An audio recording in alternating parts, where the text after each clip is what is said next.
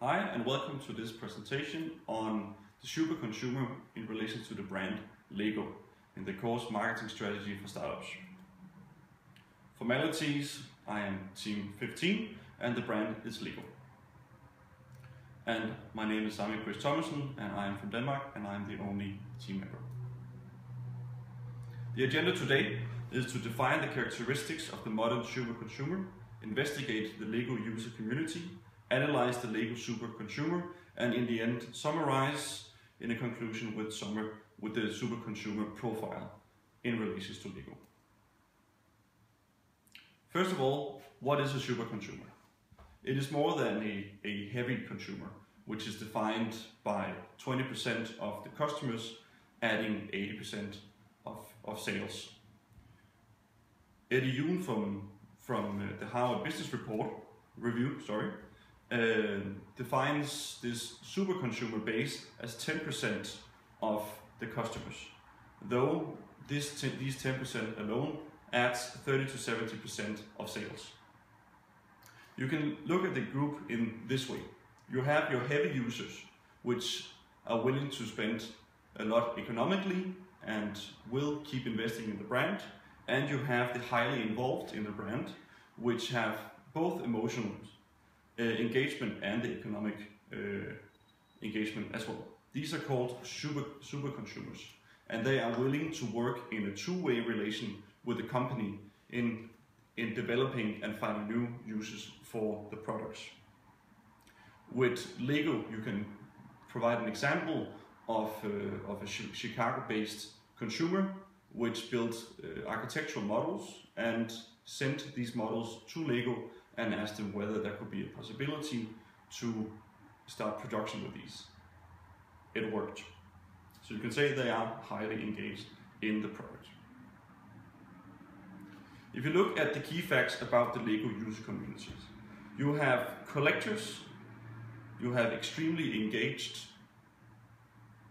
users, you have real-life conventions where people get together in a brick con and build together, make competitions, and of course sharing your techniques.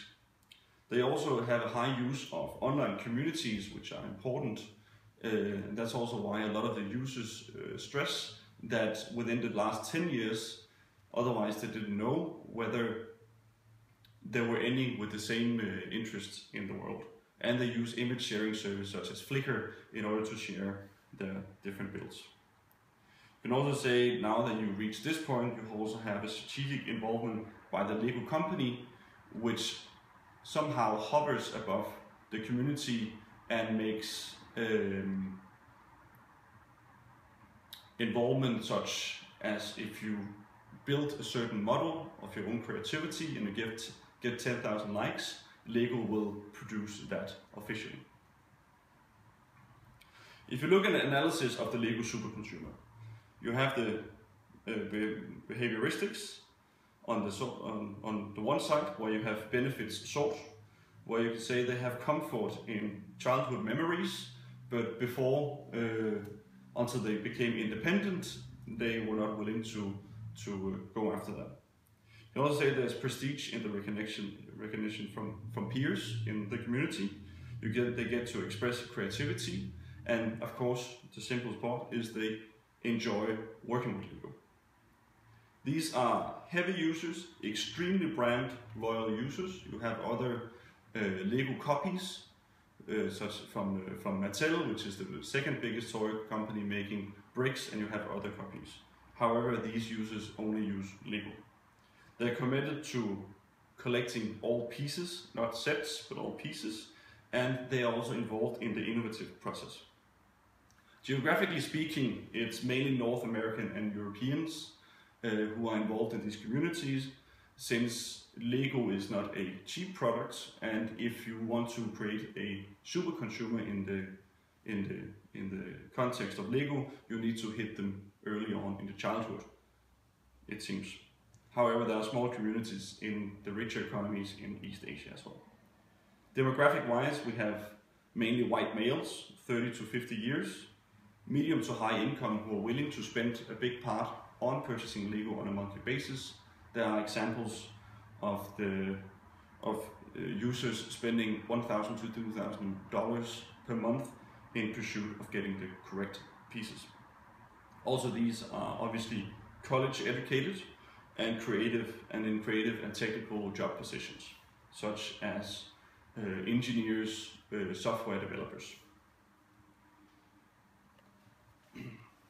In prioritized values, they have values such as creativity. It's a sense of belonging. It's a big pride in dogdom or nerdism, however you want to define it. That it's okay in this community to be deeply involved. Some other describes it as Lego as being a mean of art. You have the recognition of creations, and of course you're feeling independent. You have now reached a level in life where if you want to spend a lot of money on purchasing Lego products, you're allowed to do that without caring what other people say, quote unquote. The psychographics is the goal of having all pieces. They are creative and innovative, highly intelligent, mainly introverts, and going for this non-recognized creativity. And of course interested in engineering, and they are passionate.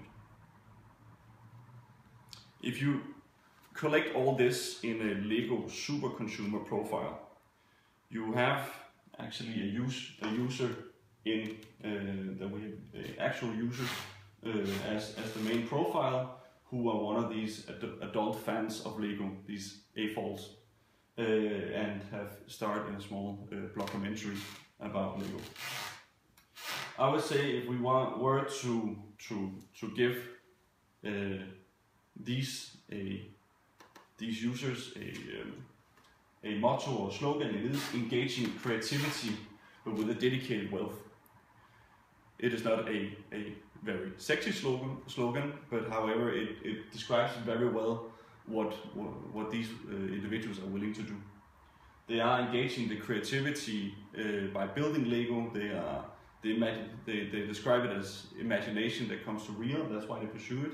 But however, Lego is not a cheap product, so they have to dedicate a big part of the wealth that they get together in their adult life in order to purchase, to go towards this. You can also say that it's an interesting consumer group to follow, since the main segment should be kids, where you can charge a certain amount for a piece of Lego, but suddenly we have a consumer base that is willing to pay more than double for that in order to get the correct pieces and even less pieces. I hope you enjoyed this presentation on the Lego brand